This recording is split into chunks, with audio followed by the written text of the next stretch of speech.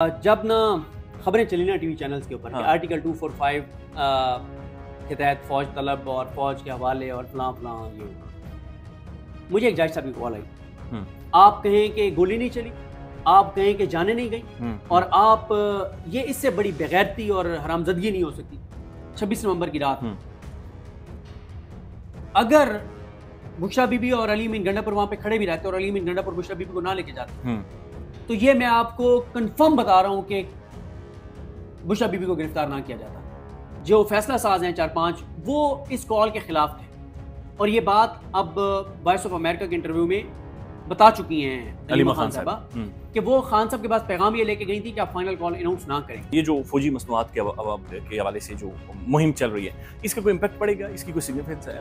Perception में तो चीजों को उसने तबाह कर दिया इस कैंपेन में। अस्सलाम वालेकुम नाज़रीन, आप सियासत.pk देख रहे हैं। सोराब बरकत आपसे मुखातिब है। हमारे साथ पाकिस्तान के प्रोमिनेंट मुमताज जर्नलिस्ट जनाब सिद्दीक जान साहब हमारे साथ मौजूद हैं। सिद्दीक साहब अस्सलाम वालेकुम, क्या हाल चाल है? ठीक ठाक। आप 4-5 दिन गायब हुए। एक तो डर लग रहा था, एक तो ये अलार्मिंग है, एक तो बहुत सारे कंसर्न इस पर पैदा हो रहे थे, फिर एक ऐसा खौफनाक वाकया और उस दौरान आपकी खामोशी, वजह क्या थी?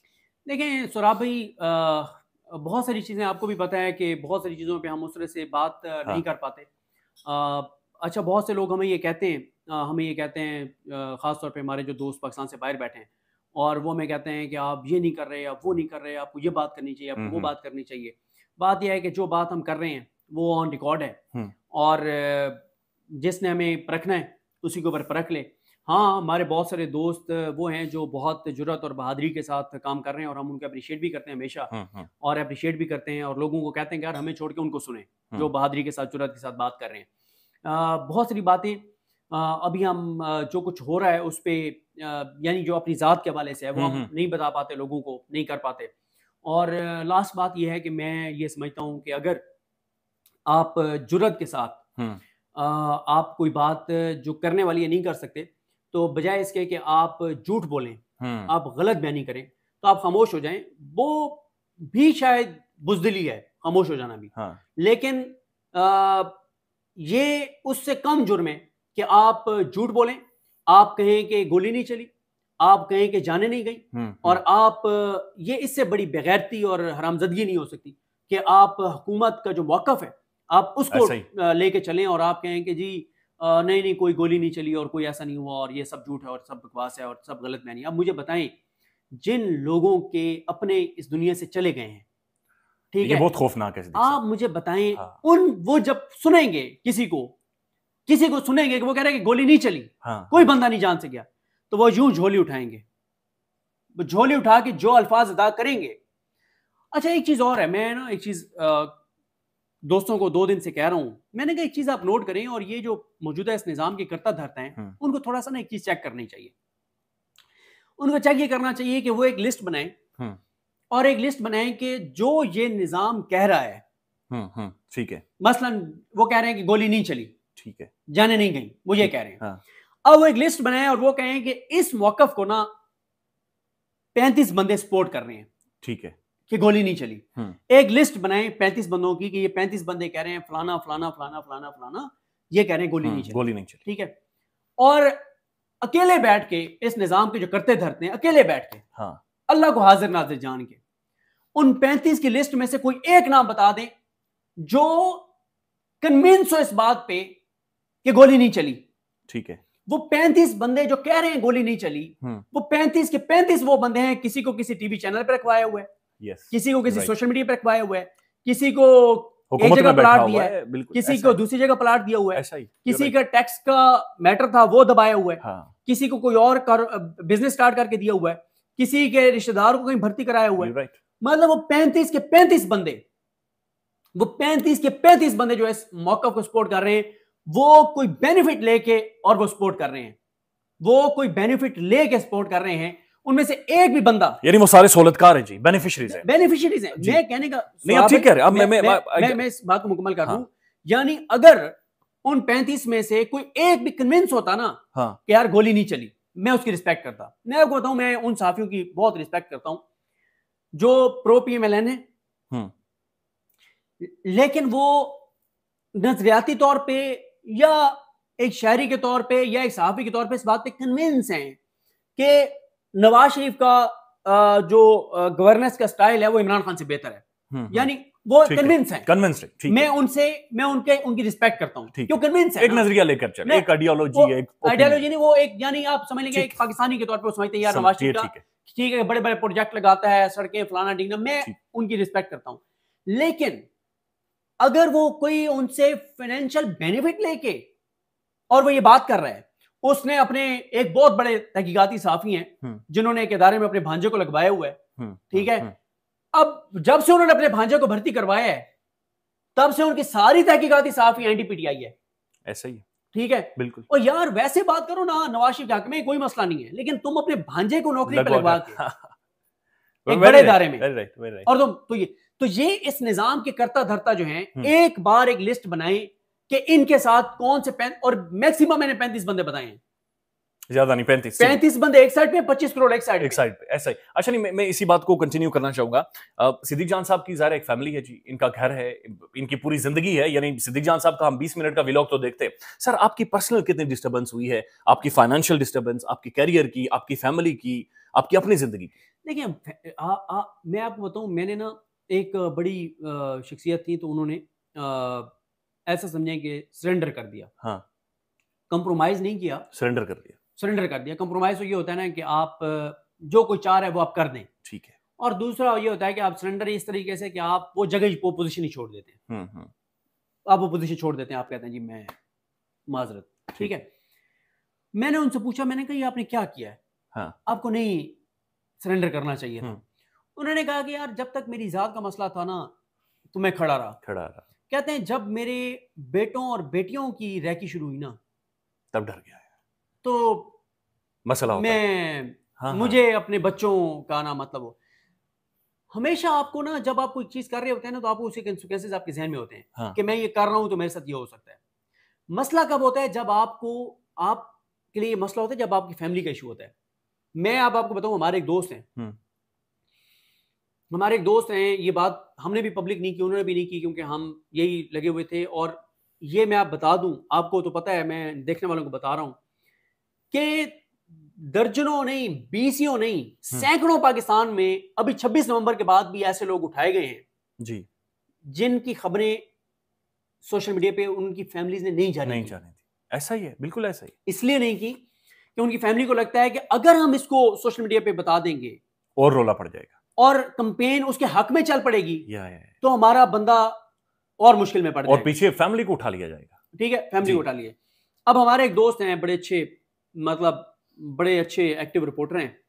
अब वो जस्ट रिपोर्ट कर रहे थे, ना उनका कोई यूट्यूब चैनल है कोई बहुत बड़ा, ना कोई वो उनके कोई स्टेक्स इतने बड़े हैं। एक यंग रिपोर्टर है, प्रोफेशनल, ऐसा ही है, जो वहां से वही रिपोर्ट कर रहा था जो हकीकत थी। ठीक है।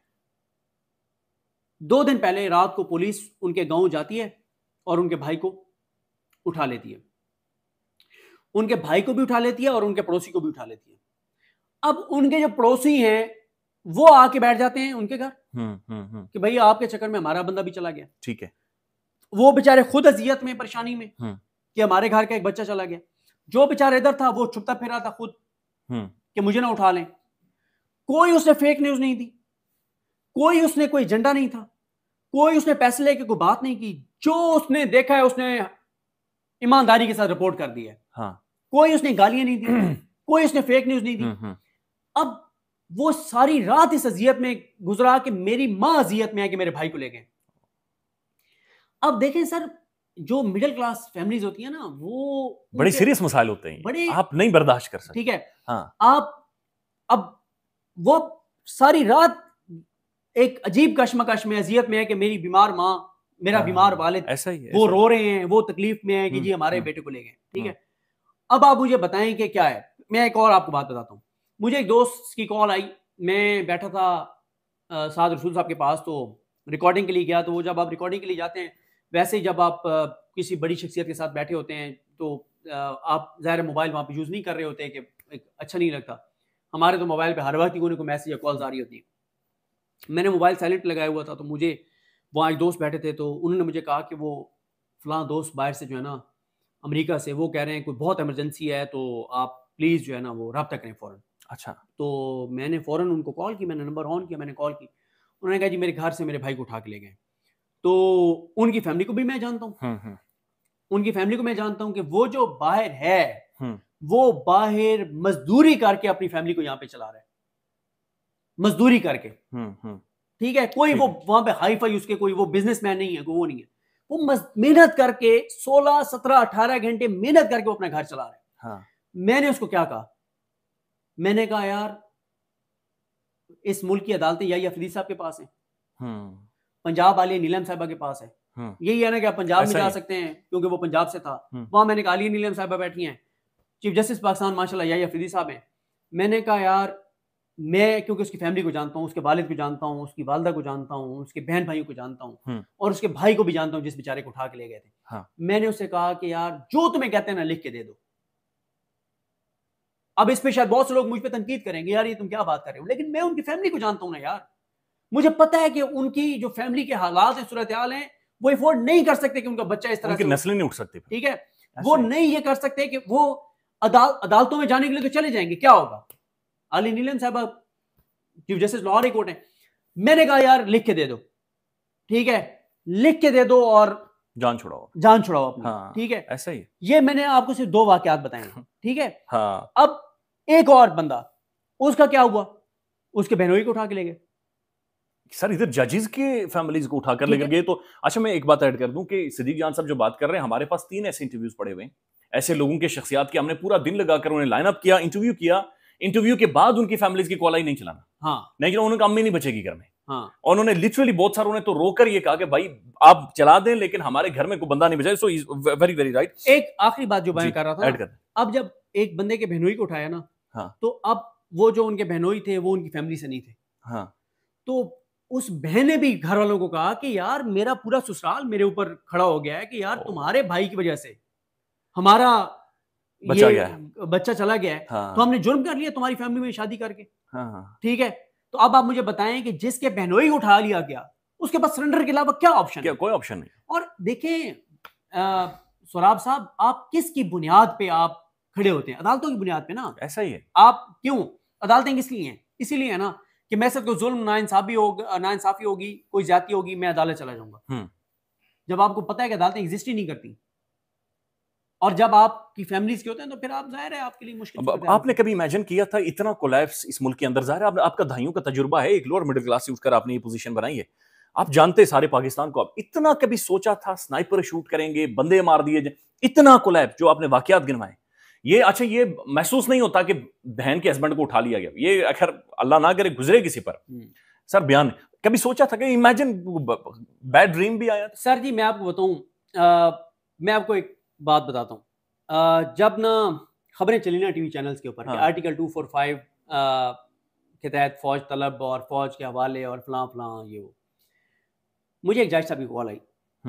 ठीक है, ऐसे जरा वो भी ज़ाहिर है देख रहे थे चीज़ें क्या हैं, और मुझे जज साहब की कॉल आई और जज साहब मुझे कहते हैं कि क्या खैर खबर है। मैंने कहा सर आपके सामने चीज़ें ये वो सारे आ गई। तो कहते हैं कि ये ना फौज कभी भी गोली नहीं चलाएगी ना, कभी नहीं चलाएगी, और ये लोगों को फैसिलिटेट करेंगे। ये हुकूमत अगर ये समझ रही है कि आर्टिकल 245 के तहत उन्होंने फौज बुला ली है और अवाम आमने सामने होगी और फौज गोली नहीं चलाएगी, तो ऐसा नहीं होगा। ये झूठी खबर ये चलवा रहे हैं, खौफ फैला रहे हैं कि जी शर पसंदों को गोली मारने का हुक्म और फलां।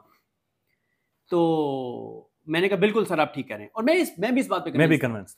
यानी 25 जब गोलियां चलना शुरू हुई है ना, उससे पहले अगर कोई मुझे लाख कहता, हाँ यू राइट, कि गोली चलेगी, मैं कहता यार जाओ अपना काम करो, फौजी नहीं गोली। ठीक है, अब क्या हुआ कि जब वो वीडियो आई कि डी चौक पे पहुंच गए और गले लगाया जा रहा है, मैंने फोन किया जाए साहब को, मैंने कहा सर आप ठीक कह रहे थे, आप ठीक कह रहे थे कि गोली नहीं चलेगी और फैसिलिटेट किया जाएगा। देखें बात यह है सोराब साहब, असल में ना वो रात फैसला कुन रात थी, वो रात फैसला कुन रात थी। वो लोग जो 65 घंटे भूखे प्यासे ट्रैवल करके और शैनिंग बर्दाश्त करके, जबर बर्दाश्त करके, जुल्म बर्दाश्त करके, लाठियां खा के, रबड़ बुलेट खा के जो डी चौक पे पहुंच गए थे ना, इनको अगर 8 से 10 घंटे की नींद मिल जाती ना, 8-10 घंटे की नींद ना भी मिलती, आप वहां पे 10,000 शेल गिरा देते, आप वहां पे 50,000 शेल गिरा देते, ये जाने वाला क्राउड नहीं था। ये जाने वाला क्राउड नहीं था। आप 10 घंटे मुसलसल शेलिंग करते रहते, ये जाने वाला क्राउड नहीं था। ये क्राउड गोली से जा सकता था, ये क्राउड गोली से जा सकता था। मैंने ना एक बहुत बहुत बहुत बड़ी शख्सियत है, बहुत बड़ी शख्सियत है, आपको इस वीडियो के बाद बताऊंगा। जाहिर है वो हम बहुत सारी चीजें जब हम लोगों से बात कर रहे होते हैं तो हमारा वो यही होता है कि वो ऑफ द रिकॉर्ड बात हो रही होती है। तो मैंने कहा सर गोलियों के सामने कौन रुक सकता है? उन्होंने बहुत बड़ा जुमला कहा। उन्होंने क्या रुक सकता है?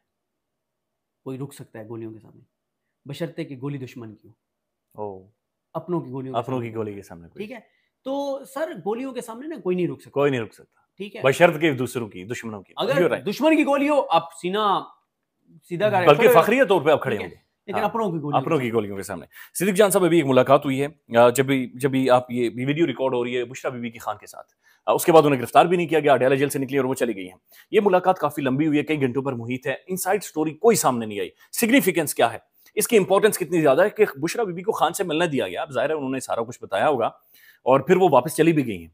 ये इस मुलाकात को आप देख कैसे रहे? देखिए, बात यह है कि बुशरा बीबी की जो इमरान खान साहब से मुलाकात है ना, वो तो होनी थी, क्योंकि वो केस में नामजद है, को अक्यूज्ड हैं, तो उन्होंने वहाँ आना था और वो आई। अब उनका गिरफ्तार ना होना, ये लोग तो इसको तरह तरह की बातें करेंगे, लेकिन जो कुछ 26 नवंबर के हो गया ना, हाँ, उसके बाद अब कोई भी इस तरह की हाई प्रोफाइल गिरफ्तारी ने अफोर्ड नहीं हो सकती। ठीक है, मेरी ये असेसमेंट है। ठीक है, वैसे पागलपन की हद तक तो चीजें गई हुई हैं, कुछ भी हो सकता है, लेकिन मेरी ये असेसमेंट है कि बुशरा बीबी को इसलिए गिरफ्तार नहीं किया गया या नहीं किया जाएगा कि इंटरनेशनली जितनी चीजें खौफनाक हो गई हैं, तो आप अफोर्ड नहीं कर सकते। ठीक है, ठीक है। देखें, उस रात 26 नवंबर की रात, अगर बुशरा बीबी और अली अमीन गंडापुर वहां पे खड़े भी रहते और अली अमीन गंडापुर बुशरा बीबी को ना लेके जाते, तो ये मैं आपको कंफर्म बता रहा हूं कि बुशरा बीबी को गिरफ्तार ना किया जाता। अच्छा, इसलिए नहीं कि वो गिरफ्तार करना नहीं चाहते थे, क्योंकि अगर करना है तो फिर आप दोनों को कर रहे हैं, कि अली अमीन गंडापुर को और बुशरा बीबी दोनों को करना है। अली अमीन गंडापुर को ना तो गिरफ्तार किया जा सकता है, ना किया जाएगा, ना अली अमीन गंडापुर को गिरफ्तार करना अफोर्ड किया जा सकता है। ठीक है, उसकी रीजन यह है कि पूरे पाकिस्तान में वाहिद केपीके है जहां पे फॉर्म 45 की हुकूमत है। अली अमीन गंडापुर केपीके के लोगों का मुंतखब नुमाइंदा है। ऐसा ही है, केपीके में दहशतगर्दी के हालात आपके सामने हैं, वहां के सेंटीमेंट्स आपके सामने हैं। अली अमीन गंडापुर के साथ बुशरा बीबी मौजूद होती और अली अमीन गंडापुर मौजूद होता, एक तस्वुर भी नहीं है कि दोनों को गिरफ्तार किया जाता। ठीक है, ठीक है, क्यों? अब गिरफ्तार करना तो फिर दोनों को करना है आपने। ठीक है, ठीक है। तो उस रात अगर ये दोनों खड़े रहते और अली अमीन गंडापुर वहां से ना जाते, तो इनको गिरफ्तार नहीं किया जा सकता था। लेकिन बात यह है सर, फिर वही कहूंगा कि जब गोलियां चल जाए ना। अभी जो खान से मुलाकात हुई है, इसकी सिग्निफिकेंस सर इमरान खान की नजर से भी देखें ना, इमरान खान के सामने सारी पिक्चर आ गई है, खान को A to Z सारी चीजों का पता चल गया है, पूरी चीजें उसके सामने आ गई हैं। और साथ ये खबर भी आ रही है, मुख्तलिफ सोर्सेज ये कोट कर रहे हैं कि शायद जो सिविल नाफरमानी की तरफ इमरान खान साहब जा रहे हैं, 70% एक बड़ी तादाद बताई जा रही है कि जो लोग ये समझते विद इन तहरीक इंसाफ हमें इस तरफ नहीं जाना चाहिए। Is it? देखिए, मुझे नहीं पता कि ये खबर आ गई या नहीं आ गई, मैंने अभी मोबाइल नहीं देखा, मैं खबर नहीं है वैसे ये तज्जिया नहीं। मैं एक और खबर वो आपको बताना चाह रहा हूँ कि शायद तारीख जो है ना वो चेंज हो जाए, 13 से 15 हो जाए। वो जो यौम शुहदा इन्होंने मनाना है ना, ठीक है, वो शायद 13 से 15 तारीख उसकी हो जाए, और 15 को शायद संडे है। हाँ। और पूरी दुनिया में कॉल होगी 15 की। ठीक है, और 15 की कॉल पूरी दुनिया में होगी, जो मेरी इत्ला है। ठीक है। दूसरी बात यह है कि देखें, पीटीआई के जो बाहर लीडरशिप है ना, वो मैटर नहीं कर रही है। ठीक है, वो कंप्रोमाइज लीडरशिप मैटर नहीं कर रही, क्योंकि ये पाकिस्तान के अंदर ना एक नई सूरत हाल है, पाकिस्तान की तारीख में पहली बार है कि लीडर और अवाम एक दूसरे का कनेक्टेड है, दरमियान में कोई मैटर नहीं कर रहा। पीटीआई की लीडरशिप मैटर ही नहीं कर रही। पीटीआई की लीडरशिप का कंप्रोमाइज होना शॉर्ट टर्म में तो पीटीआई को नुकसान दे रहा है और हुकूमत को फायदा दे रहा है, लेकिन लॉन्ग टर्म में कोई बेनिफिट ना पीटीआई को नुकसान हो रहा है, ना हुकूमत को फायदा हो रहा है। क्यों? इमरान खान है और अवाम है। अभी भी तो देखे ना, अगर बुशरा बीबी ना होती साथ, तो अली अमीन गंडापुर साहब ने तो कभी भी नहीं आना था डी चौक पे। ऐसा ही है, चाइना चौक पे कभी भी नहीं आना था, वो तो बहुत पहले ही अटक से आगे नहीं, अटक पुल से आगे। ठीक है। दूसरी बात यह है कि पीटीआई की जो लीडरशिप है, जो फैसला साज हैं 4-5, वो इस कॉल के खिलाफ थे, और ये बात अब वॉइस ऑफ अमेरिका के इंटरव्यू में बता चुकी हैं अलीमा खान साहबा कि वो खान साहब के पास पैगाम ये लेके गई थी कि आप फाइनल कॉल अनाउंस ना करें, सलमान अकरम राजा का, ठीक है। और वो इसलिए कि वो ये समझते थे कि MNAs MPs कह रहे हैं कि अभी आप कॉल ना दें, लोग नहीं निकलेंगे, लेकिन लोग निकले थे। इमरान खान ने कहा था कि मेरी कॉल है, मुझे पता है लोग निकलेंगे, और लोग निकले। इसका मतलब है इमरान खान ठीक था जेल में बैठ के, जिसके पास महदूद इंफॉर्मेशन जाती है, बहुत महदूद है, ठीक है, ऐसा ही वो ठीक था, और PTI के बाहर जितने आजाद है वो सब गलत थे। मुझे एक बात बताएं कि ये जो PTI के पंजाब वाले हैं, 400-500 MNAs MPs ticket holders, prominent लोग 400-500, अगर ये 400-500 अकेले भी पहुंच जाते डी चौक, लोगों के साथ एक बंदा ना होता यार, 400-500 प्रोमिनेंट चेहरे मौजूद होते तो सेंटीमेंट से कुछ और होते, सेंटीमेंट, और सोशल मीडिया पर उनके विजुअल्स जाते, उनकी वीडियोस जाती, पैगाम ये बात बड़ा डिफरेंट हो जाता। इस बात पे मैं बड़ा क्लियर हूं कि वो होते भी तो गोली तो फिर भी चलनी थी। हाँ, लेकिन ये मूवमेंट बढ़ जाती, मूवमेंट बढ़ जाती, इसका इम्पैक्ट ज्यादा हो जाता। लास्ट में जो अगर आप बताना चाहिए, जो फौजी मसनूआत के हवाले से जो मुहिम चल रही है, इसका कोई इम्पैक्ट पड़ेगा, इसकी कोई सिग्निफिकेंस है वैसे? देखिए, इस तरह की मुहिम जो भी चलती है ना, उसका एक होता है परसेप्शन और एक होता है फैक्चुअल सूरत हाल। हाँ, ठीक है, फैक्चुअल कितनी होती है कितनी नहीं होती है एक अलग बहस है, लेकिन परसेप्शन में तो चीजों को उसने तबाह कर दिया इस कैंपेन ने। अच्छा, ठीक है, और देखें जो है ना, हमने खुद ये पढ़ा, एक हमने कोर्स किया था उसमें, कि परसेप्शन मैटर करती है, फैक्ट्स मैटर नहीं करते। परसेप्शन इस वक्त आपके सामने। के बाद ज्वाइन के बटन के ऊपर जाना है, क्लिक करके हमारा मेंबर बनना है, या फिर दूसरा ऑप्शन यह है कि आपने वीडियो की डिस्क्रिप्शन में जाना है, वहां पर पैट्रियन का लिंक मौजूद होगा, उस लिंक के ऊपर क्लिक करें और हमें सपोर्ट करें, हमारा हिस्सा बने, हमारी ताकत बने। ख्याल रखिएगा, अल्लाह हाफिज।